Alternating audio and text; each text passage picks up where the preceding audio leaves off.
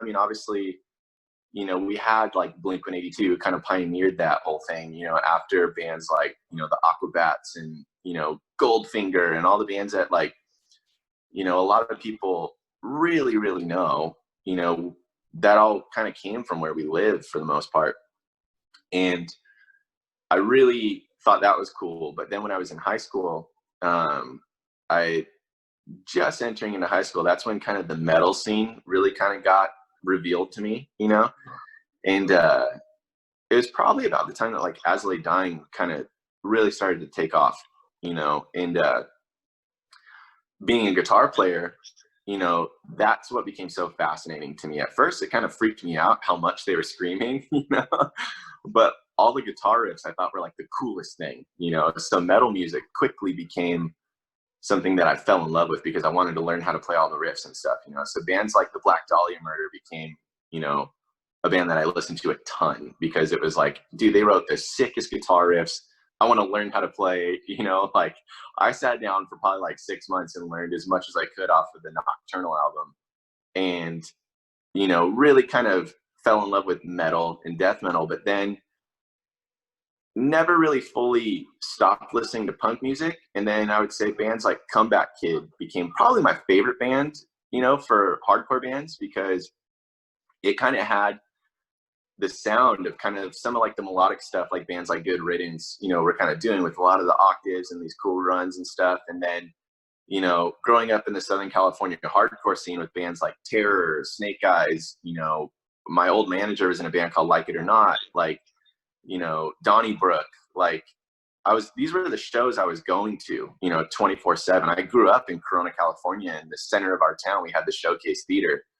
And, I was there genuinely 4 nights a week, like in high school. So like, there's nothing else to do at night. It's like, as soon as it was too dark to be out like skating, or whatever, it was like, well, let's go to a show, so being in a band in high school, that's where we hung out. We were just at the venue every night. It didn't matter what type of band was playing, even if it was like some total emo band, it was something to do, it was like, and nothing that I'm not taking a dig at emo bands at all.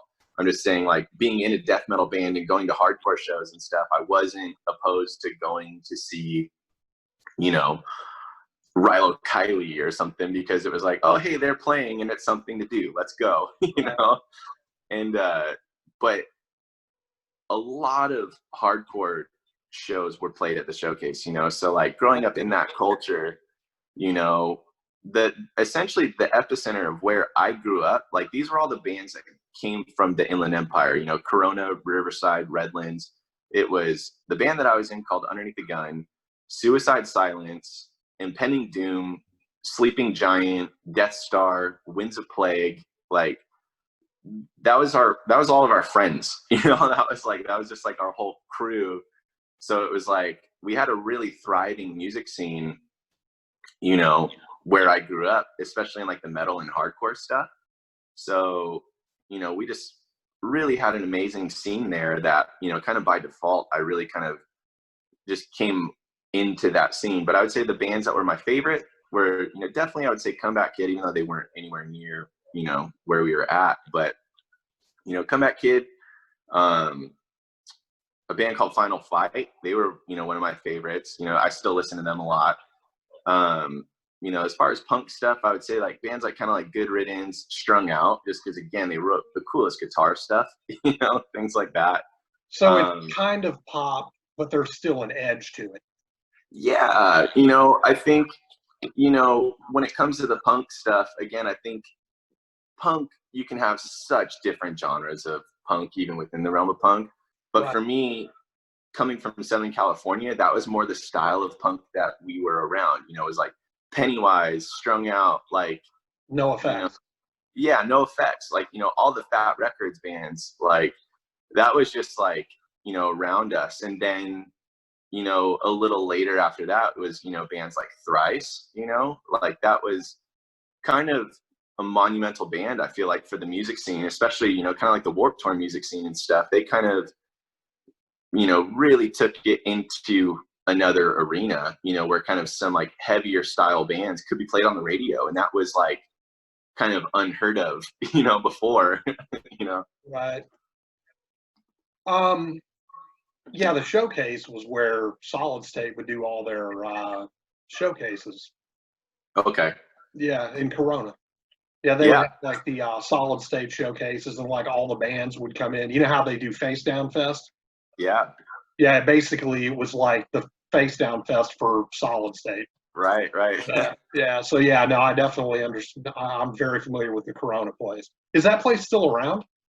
No, so it closed down, and like a lot of the businesses around it just always hated it because, like there Right. was so much bad stuff that happened there all the time. It's like this grimy venue in the middle of a strip mall next to the 99-cent store, in the center of Old Town Corona. It's like that was, if you were looking to get into trouble, you could get into a lot of trouble there. So like, so That sounds unfortunately it shut down. that sounds like the venue I used to work at a venue down here, 412. It was like the happening Christian venue where all the Christian Right. bands would play, and Right. it was in a strip mall too, man. Right by a neighborhood. Yeah. You'd have Every Time I Die, Norma Jean. You know, Yeah. Norma Jean would be coming through, and they'd be like, "We'll play, but Every Time I Die's got to play with us too." And I'm like, Yeah. I booked the place, so I was like, "That's cool. Okay. Just tell them not to Yeah. come. Just tell them not to Yeah. come and be cool." And they always did, man. They were always cool about stuff like that. Yeah. But, yeah, it was pretty crazy. So I definitely understand the strip mall club thing. Believe me. Yeah. Um, did you? So, how far out from San Diego are you? Are you in San Diego? Yeah. So we, when we moved down, we've been in San Diego for almost, I want to say almost 4 years now, 3.5 years, Oh, 4 years. Joel? So we're in North County, San Diego, like just, probably 30 minutes from downtown, but San Diego, it's kind of, it's kind of like LA where it's like, there's a lot of different suburbs and stuff of San Diego Right. where it's still San Diego, but, you know, um, like I said, we're probably about 30 minutes, maybe a little more from downtown. In the Um, epicenter. yeah, more like, kind of more. It's funny because the thing that really attracted us to North County, San Diego is I feel like, moving down from where we moved down from, I genuinely feel like North County, San Diego is kind of the last place, other than if you get to like Santa Cruz and things like that, where there's still this like preservation of what California culture really is, Right. like, it's like surfing, skating, like there's just like, a lot of still that culture that's still preserved, where LA, it's not like that anymore, like the beaches in Venice and all that stuff. It's all just, businessmen and tons of money, whereas like, not to say that there's not a lot of that in North County as well, but there's still a massive like surf and skate culture, which, feels like home to me, so we're in North County because like I said, it feels right. Well, this is totally off. I mean, that doesn't have anything to do with you. Are you familiar with Brick by Brick? Yeah, yeah. The venue down there. Yeah, yeah. Do you know who runs that? Uh, I'm pretty sure that's the one that a couple of the dudes from Asley Dying run, Yes. right? Okay, all right. Yeah, that's why I was wondering. Yeah, Jordan runs it, or Jordan's like Yeah. one of the owners. Yeah. So I'm not that familiar with the rest of the dudes in the band, but Tim, I've known Tim for a really long time. When I was in my old band Underneath the Gun, Tim produced our record. Oh, cool. Yeah. So when I was in Underneath the Gun, we had gotten signed to Ferret Music, and then Tim produced that album and we recorded at his studio. Okay, I knew that name, that band name. So you were on Ferret. Yeah, we got signed to Ferret, and that was actually how I had met, all the guys that were in Confide and things like that. We signed to Ferret. We started doing a few tours, and we really kind of started to take off because again, from Corona, it was like us and Suicide Silence played 90% of our shows together. You know, it was like, but they were a few years older than us. So they started touring while we were still in high school, but that kind of gave us, you know, the ability to believe like, whoa, like these are our friends. You know, they were like, those guys were genuine. Like everybody thought our singer was Mitch's little brother because they kind of looked like each other. Right. So like when Suicide Silence took off and started touring, you know, it kind of made us believe like, whoa, we could do it too. And then Impending Doom kind of took off and started touring, and then Sleeping Giant started touring. So we, you know, started touring. You know, when we graduated high school, we started touring. We got signed to Ferret. And then, you know, Matt Pike started booking us, you know, and then we got on like probably our 5th tour. The last tour that we did as Underneath the Gun was this massive tour. It was the Atticus Metal Tour, and it was the last tour that we had the ability to do, but it was Winds of Plague, Muir, Terror, All Shall Perish, The Ghost Inside, and us. And I remember pretty that. much, yeah. But when we got home from that tour, our singer was born with a pretty rare condition where he had some holes in the lining of his heart. And pretty much the doctors, he got really sick on that tour, and he got home, and the doctors pretty much said, hey, that lifestyle is killing you. They're like, you know, living in a van, eating fast food, not getting a full night's sleep, all that stuff. It's killing you. So you can't continue to do this, you know? So we had, you know, options as a band, like, do we find a new front man and keep doing this? But then just through like our group of friends that we had met, Impending Doom had contacted our drummer, Isaac, because Isaac was actually Impending Doom's original drummer, you know, before he started touring with Underneath the Gun. And then, so he went back to Impending Doom to continue touring with them. And then Confide had called me, and I was just like, yeah, cool. Like, let's just keep the show going and make it happen. So, you know, so it was like pretty seamless transition, again, just from the community in Southern California, having the music scene going, you know, but it was really kind of boiling down to, like I said, kind of that community that we had developed, you know, just from, like I said, all of our like friends in high school. We just like started all these bands and like made this scene that, you know, the showcase really kind of thrusted all of that into the forefront of our, you know, bright eyes. You know, we're just like, whoa, we're seeing all these touring bands come through, and, you know, just kind of, I want to do that. I don't want to go to college and do all this stuff. I want to do that. You know? So, yeah, because Brooks, actually, I always get mixed up. Is it Brooke or Brooks? Brooke from Impending Doom? Yeah. Yeah, Brooke Reeves. Okay, I don't know why I always try to say Brooks. Yeah. Yeah, his new thing that he does, that death rap stuff, is incredible, man. Yeah, it's cool, man. I checked it out. Yeah. I'm into it. Like, I'm in an industrial band, so right. Like metal, industrial type stuff like that.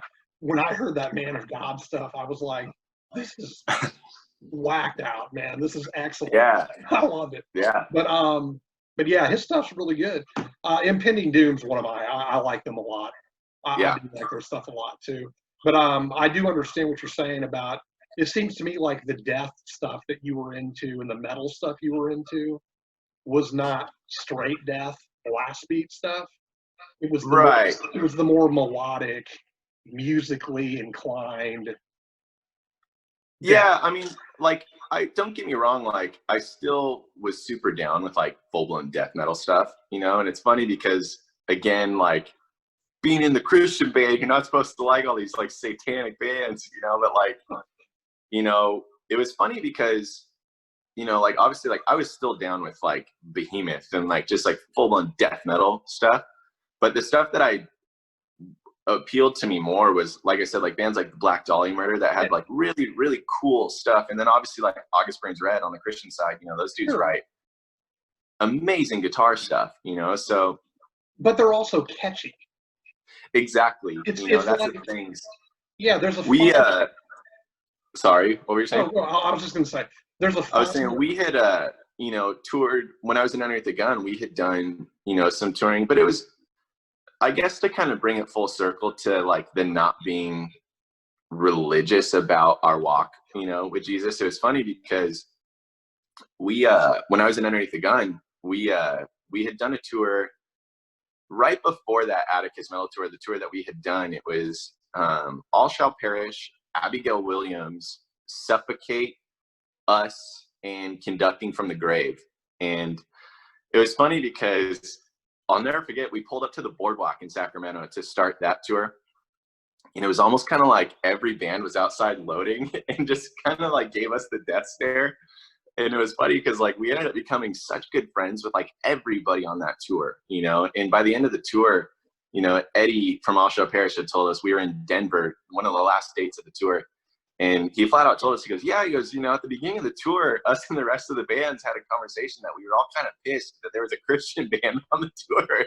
He goes, we were like, great, we're going to have like these douchebags on tour with us the whole time, and he goes, but you guys are actually really cool dudes, And we're like, yeah, like, again, we're not trying to tell anybody else what they're doing wrong, but I loved all of those bands, even like watching Abigail Williams every night. Like, when you look at their lyrical content, it's like nothing even in the stratosphere of what we would be associated with as far as, being a Christian band. But like, those dudes blew me away every night. Those dudes were like some of the most talented musicians we ever toured with, and I liked that we kind of didn't fit the bill of what they thought we were going to be in their mind before they met us, So, yeah, I mean, what I was going to say was my example of where that line is drawn between melodic death and your typical death. Right. It's the difference between Cannibal Corpse and Black Dahlia. Right. Black Dahlia, there's melody, and it goes somewhere. It seems like it's going somewhere, Right.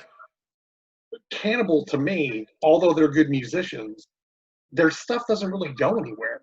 It just kind of like, right. Yeah. But yeah, I totally understand where the Black Dahlia thing is, because they're one of the first bands, being an older guy, that I listened to, and I went, wow, they're not just blast beating. They actually know how to play their instruments.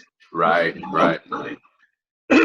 Yeah. Well, so for me, for that stuff, I would say the two bands, like, as far as like really fast technical metal stuff was concerned, for me, was definitely Black Dahlia Murder, and then Between the Buried and Me. Those were probably like my two favorite like metal bands, because again, the instrumentation was just like blew me away. It was like, wow, this is incredible.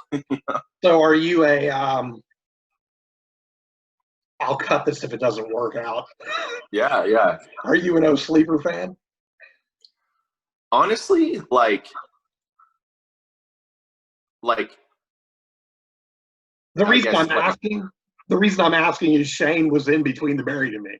No, I knew that. I was genuinely, in my mind right now, I was trying to like remember some of the songs that, because I haven't listened to that band in a very, very long time. I remember some of their first things I had heard. I remember being like, wow, some of their stuff was really, really impressive. And I remember hearing that he was in Between the Buried and Me, because I remember saying to somebody, I saw them at Chain Reaction. That's what I was trying to recall, like, when I had seen them. Because when I was in Underneath the Gun, we played quite a few shows with them randomly. Like we would play like some Christian festivals or something that they were on, that we were on. Like when I was in Underneath the Gun, we were on tour with My Children, My Bride. And I'm trying to remember, I never really sat down to listen to their album, but every time that we played shows with them, I was so impressed. Like I remember watching, again, the guitar player just being like, dude, this guy freaking rips. Like, yeah, he's pretty ridiculously good. I've known him since he was like 13. Okay. And it blows me away, man, because I mean, I've seen him evolve like musically, and he's amazing. Yeah. But honestly, I haven't had too much time to kind of check out. I know they recently were doing some newer stuff, because our old guitar player Jeff from Confide, he is in another side band with Zach, who plays drums in O Sleeper now. So, Oh wow, okay. you know, and I remember hearing something, you know, that Jeff and Zach's side band had done, and I remember again thinking like, that dude's an amazing drummer as well, you know. So I definitely, you know, like I said, I kind of, there's a lot of albums that I need to listen to, you know, like yeah. But yeah, their new one, you should definitely check out their new one. It's yeah, definitely. it's Bloodied Unbowed or something like that. It's the one with the scorpion coming out of the guy's mouth. Right. Yeah, it's really, really solid, and it's really catchy too. Yeah. I think you'd enjoy it from what you're saying. Right. Well, let's move on. I don't want to take up too much of your time here, man. I'm sorry. No, you're doing fine. Do you have this is where the questions get kind of wacky. Yeah. Because I do movies too. Do you have a favorite superhero? And if so, why do you like them? Favorite superhero? Do you read comics? I don't. You know, I really am not too privy to the comic stuff, but you know, from all the movies and everything that I've watched, I would probably say Iron Man would probably be like my favorite superhero. I think probably just kind of going into, again, just like the fact that he kind of seems like he doesn't give a crap what people think about him, you know, like he's not like the typical superhero do-gooder, you know, like right. He's kind of a wild card. I guess I like that. Yeah, right. That's why I like Batman. Yeah. He's a wild card. Yeah, I would say Batman too. You know, the Batman movies were really, really good for sure. Yeah. If you had to choose one movie or TV series to watch, what would it be? For movies, it would have to be Almost Famous. That's like my all-time favorite movie. You know, I love that movie. I think you're the second person who's told me that. Yeah. Go ahead. Love Almost Famous. For TV shows, you know, for me, I would say top to bottom, the only series that I've ever watched that never lost me, you know, was Breaking Bad. I would say that was top to bottom. I would say that was one of the best put together series. You know, it kind of had the humor, the suspense. It never got old. Like, it was always like they kept it enough. And I think they ended it before it got too predictable, you know, because that's when you get kind of deep into a season, there's so many seasons that of shows that I genuinely followed until like season 5 or 6. And then it was just like, I'm not going to finish the series. This is dumb. Right. So have you watched the sequel series or the prequel series? The Better Call Saul? Yeah. I honestly, I haven't watched all of that yet, because that and El Camino, because my wife hasn't seen the whole series of Breaking Bad. So like I'm trying to get her to watch that so that we could kind of still have a series that we both understand what's going on. Right. No. And then another kind of off the cuff series that I really enjoyed as well. It was something my wife and I, you know, both really enjoyed. So I think that's what I also look for in a series now, is like, what can I watch that my wife is down to watch too? There was a show on, I think it's on Amazon, but it's called Red Oaks, and that show is super funny. It's like set in the 80s, and it's like this kid who's trying to be a film and TV producer, and he works at a country club. So it's okay. That show is really funny. So my wife and I both liked that one a lot. Cool. Okay. All right. That's cool. Those are different answers. The Almost Famous, I think I've heard before, but the other ones I haven't. So that's yeah. Good. I really don't even know why I would even ask you this question, because you've been answering it the entire time. Would you consider yourself a religious or spiritual person, and how does that affect your career choices? I think you've answered that, but go ahead. Yeah, I was gonna say I would definitely consider spiritual, you know, not religious by what our definitions are for religion, you know, because I think God is so much bigger than what our ideas of religion are. Not in any way that I don't identify as like, it's Jesus, you know, like I'm a disciple of Jesus Christ and his teachings, you know. I'm not in any way being universalistic about anything. I don't believe in a modal God who appears himself to certain people as one thing and another people as other. No, like it's Jesus. It's all been Jesus. But I definitely don't agree with like the cut and dry definition of what people think religion is, for sure. Right. Right. Okay. All right.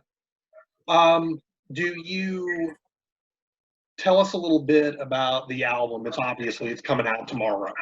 Yeah. So, it's 13 songs. We wrote tons of music, for it. Because that's the thing is, Joel and I both having studios, we both have been recording and producing, for a long time. We both have full studio setups, and we, have the ability to write a lot of music. So we kind of, like I said, we kind of wanted to throw everything at the wall with this album. We kind of experimented a little bit with the EP. We, the 5 songs that we put out, we were still, I think, trying to kind of find a little bit of our sound. The first Lifelong song ever was, I believe it's called Morning. I don't even remember the names on the EP, but I think it's called Morning. And the last song that we wrote on that EP was the very first song on the EP, and it was kind of more of like a little bit more of the pop punk sound. So that kind of being a little bit of the transition, going from kind of more of like the punk hardcore sound, leaning towards a bit of the pop punk sound at the end of the EP. We kind of went the opposite way on the album. We kind of started the album writing a few of like some kind of pop punk songs, like the first 2 songs that we wrote on the album were a song called Memories and then Above the Waves, which ended up being the title track. And then it was kind of like, hey, let's write some heavier stuff. Like let's write some more like kind of like some hardcore, things like that. And, we kind of, didn't want to forget that like that's stuff that we genuinely enjoy and really like, for sure. So, I think there's a good blend, some things that we kind of experimented a little bit more on, that some things I think we're definitely going to do again in the future. Some things maybe not so much of, we'll kind of just kind of see where we're at when we write it again. But, it's just Joel and I on the album. Like I, ended up becoming a vocalist through this process, do some screaming and some singing. Joel does a lot of singing and some screaming. Okay. And, it's kind of like a hardcore version of Taking Back Sunday, I guess, where we wanted to have like the call and response of 2 lead vocalists. Right. That's one thing that I think, and it's insane there's still a void for this because they've been gone forever. But as soon as I heard this stuff, I immediately was like, these guys are going to fill the void that Beloved left. Oh, yeah. And I don't mean that to sound like you guys are an exact replica, because you're not, right? By any means. Right. But it was very much in that vein or style, I guess you could say. Dude, awesome. And it, I was immediately just like, because it's crazy that those guys have been broken up for what, 12, 13 years? Or they were, they're together again. But okay, they never went away. People right. still talked about them. Always. Yeah. Who do you want to see live, Beloved? They don't exist. Yeah. I don't care. I want to see them live. Yeah. It's like, geez. But yeah, you guys definitely, I think, are going to fill a void that has been missing in the Solid State roster for sure. Dude, awesome, man. That's a huge compliment. So thank you. Yeah, because you guys, you're organic. It's not overproduced. Right. And there's like human element to it. Not saying that not that I don't like the metal stuff. I love that stuff. It's just that that's where you're different. Is that you guys have that organic element. Well, dude, that makes me so happy to hear that translates, because that was, our number one goal when it came to recording the album. Joel and I both being producers and stuff, the number one goal that we had when it came to actually recording was that we didn't want it to be overproduced. We wanted it to sound organic. When it came to writing the album, it was probably the first time where we kind of just, in any band that we've ever been in, we didn't sit down to write a specific album. We were like, hey, let's just write what we want to write, because at the end of the day, we just wanted it to be like, hey, this is what we feel like today. Let's make a sound that sounds like what we feel like. And so when it came from the writing process and then into the recording process, we genuinely really wanted the album to sound the way that albums have been made for decades. You know, I think in the early 2000s, you know, not to knock the way that records were made, but I think everything kind of got way too left of center when it came to, because people had the ability to make records in their homes, it got like kind of too computerized and too perfect, you know, and it was easy to program drums and have, you know, fake amps in the computer and all this stuff. So when it came time for us to record this, you know, we didn't want any of that. You know, we were like, hey, we're not going to have any fake drums on the album. We're going to put a bunch of microphones up and we're going to record this all to tape. Like, we're going to slam this, you know, getting a bunch of microphones going through a bunch of analog gear on the way in was, you know, really kind of, hey, we're going to capture a sound that sounds real. And then after we tracked all the drums and stuff, we didn't want it all to be perfectly on the grid. You know, we didn't want everything to be like perfectly quantized into time where it all just kind of sounds sterile. Right. You know, so we wanted there to be that human element, because a real human doesn't play things perfectly in time every single hit. So, Yeah. you know, we wanted that to come through, where there was things that were kind of purposely left, like, hey, that's not perfect, but let me just like play the guitar to the way that you played that on the drums to make it sound like it's actually people playing the music. Right. Yeah, and I definitely, I mean, like you said, it's not like a hit on anybody, because the same reason that I appreciate what you guys do for that organic element, that new Fit for a King song, dude, that song is a God of Fire. Yeah, that song is amazing. Yeah, I mean, I was like, wow, it's way produced, but they're sick. Like, that band is really cool. But not only that, but that's what they do, right? And they do it well. You know, yeah. I mean, yeah, that song actually made me a fan of them. I was like, wow, man, these guys are actually pretty good, and it reminds me a lot of Code Orange. Dude, Code Orange is sick. Yeah, I always appreciate when bands are trying to move into an electronic area, because I know how it feels. Because that's what when I was a kid, that's what I was doing. Is, you know, I wanted to do metal, but I wanted it to be more advanced, you know, than the typical metal.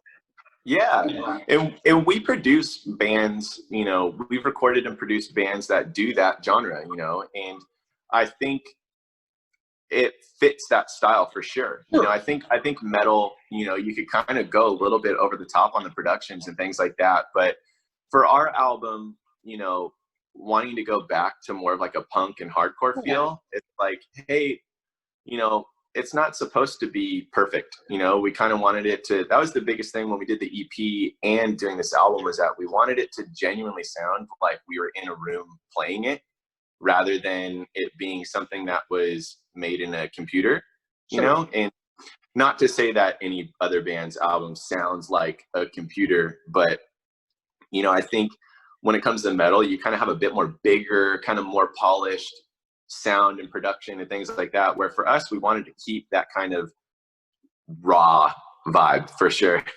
I think in the metal stuff, it's the drums. Yeah. That really expose the production. Yeah, for sure. Because the drums, I mean, just a lot of times they're way too perfect. Right. You know? And that's one of the things that Mark from Embodiment, he's their drummer, and the Famine. He was the drummer for the Famine. Okay. When he was interviewed for this thing, he was talking about how there's no way he'd ever allow people to do that to his drums. He was like, I want to sound like I'm playing the drums. Right. So, yeah. But yeah, no, it's something that I've definitely noticed in the newer production of metal stuff. Well, that's great. That's great. Is there anything you want to promote, or any last words you want to say on your way out? Yeah, no. So the album is out tomorrow, July 17th. It's called Above the Waves. It's going to be, everywhere that music is streamed. We really wanted to make an effort to communicate the way that we kind of view our relationship between us and God. Like I said, I really wanted the whole album to feel lyrically like it's just an authentic conversation between me and God. And I really hope that as people listen to it, when you listen to each song, I really hope that it kind of translates that there's songs about me, even one of the songs that I wrote about the album or wrote on the album, it's even me questioning if God really was the God who he says that he is, and the reason we wanted it to be this authentic conversation between us and God is that you don't have to hide your questions from God. Your questions are not going to offend God. It's going to give him the answer to respond to you, to reveal more of his character and more of his nature to you, So I really hope that this album, can kind of bring a bit more authenticity to other people. That I would say that would be the number one word that we wanted this album to feel like was authentic. We wanted it to be authentically us, authentic, the music that we grew up listening to and that we wanted to write. So I hope that, the listener can appreciate the effort that we put into making these 13 songs. Cool. Actually, I do have one last Yeah, question. absolutely. When you're able to again, Yeah. do you plan on touring, or is it going to be like a tour here, tour there, play some shows? I mean, like, yeah. So the goal from the beginning was to definitely do some touring, nothing to the extent of what we used to by any means. I don't think that's required of bands anymore. No, it's absolutely not. Yeah, but the goal has always been we do want to do some touring. We do want to get out and play some live shows. That's hardcore music isn't just meant to stay in the studio. It's meant to be played in some grimy club with a bunch of people sweating. So so that's definitely the goal for sure. As soon as that's a thing again, we can have the conversation about getting out and playing some shows. So how is that going to work? I mean, do you have guys that you're going to go out with already, or are you going to try to do the 2-man thing like the 68 or whatever Yeah. Band? So, we kind of go back and forth on that a lot for sure. I think for us, again, wanting the organic vibe for sure. If we were going to do some live shows, we would definitely probably bring a couple people out with us to play with us, because we would never want to be the band that's tied to tracks and tied to, a map of how the set is. Like if a curveball is thrown our way and we want to do something, randomly, or if we need to cut a song or whatever it is, I think we want the freedom to still be a band that can just kind of pick up and play a show in a backyard if that's what happened, So I think as far as touring goes, like that's definitely like a conversation that we'll have, when the time comes. Yeah. Do you have guys already in mind? I'm not asking you to reveal them. I'm just saying, are you ahead of the curve as far as that goes are there guys that you'd want to play with that you have in mind? A few of our friends have approached us for sure, so there's people that are willing, I don't think we've really entertained that too in depth to come to a conclusion on it yet, because there hasn't been a need to. There's a few names obviously that will come to mind immediately, that they would probably be down to do it with us. They would probably be down to do it with us, So mainly the biggest thing would just be people that we get along with, that's, regardless of if they're the best musician or not, we would genuinely just want to have people close to us that we enjoy being around for sure. Okay. All right. Well, hey man, thank you very much. This will probably be up later tonight or tomorrow. Right on, man. So yeah, but thank you very much. It was a definite pleasure talking to you. Yeah, you too, man. Yeah. And I look forward to hearing the whole album. Dude, appreciate it. I really appreciate it. All right. Well, hey, thank you very much. Yeah, thank you. Okay, bye. All right, bye.